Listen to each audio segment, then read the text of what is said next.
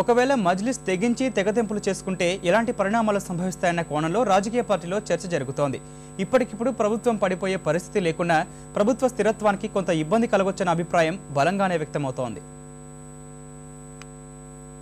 MIM Congress తో తెగతెంపులు చేసుకున్నా తమకొచ్చే నష్టమేమీ లేదని కాంగ్రెస్ ధీమా వ్యక్తం చేస్తున్నా ప్రతిపక్షం సర్కారుపై అవిశ్వాస తీర్మానం ప్రవేశపెడితే ప్రతిపక్షాలన్నీ ఏకతాటిపైకి వచ్చే పరిస్థితిని ఇప్పటికిప్పుడు ఎదుర్కొనేందుకు కాంగ్రెస్ కు కష్టంగానే ఉంటుంది. వాస్తవంగా మజ్లిస్ తో పాటు మిగతా పార్టీలకు శాసనసభలో ఉన్న బలాబలాలను బట్టి కాంగ్రెస్ కు ఎలాంటి ఇబ్బంది లేనట్లే కనిపించినా ఆ పార్టీ తీవ్ర ఒత్తిడిలో పడిపోక తప్పని పరిస్థితి ఎదురయ్యేలా ఉంది. సభలో మొత్తం 294 స్థానాలకు గాను సాధారణ మెజార్టీకి 148 మంది ఎమ్మెల్యేల బలం అవసరం. కాంగ్రెస్ పార్టీకి 155 మంది ఎమ్మెల్యేలతో పాటు ఒక స్వతంత్ర సభ్యుడు మద్దతు ఇస్తున్నారు. ఇటీవలి కాలంలో ఏలూరు, బొబ్బిలి, చింతలపూడి శాసనసభ్యులు పార్టీని వీడారు.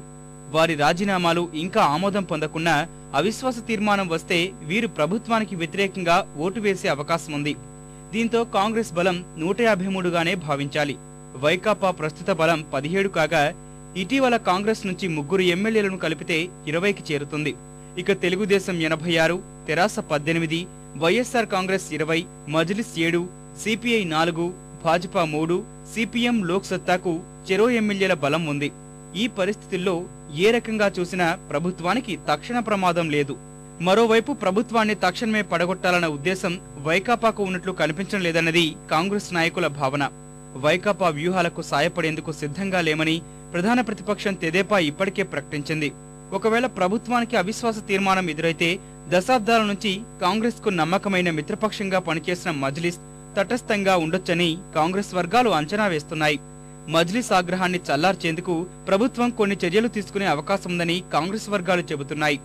అప్పటికీ సర్దుబాటు కాకపోతే అవిశ్వాస తీర్మానం ఎదుర్కోవాల్సిన పరిస్థితి వస్తే ప్రతిపక్షం నుంచి కూడా తమకు సహకరించేవారు ఉంటారని కాంగ్రెస్ నేతలు చెబుతున్నారు.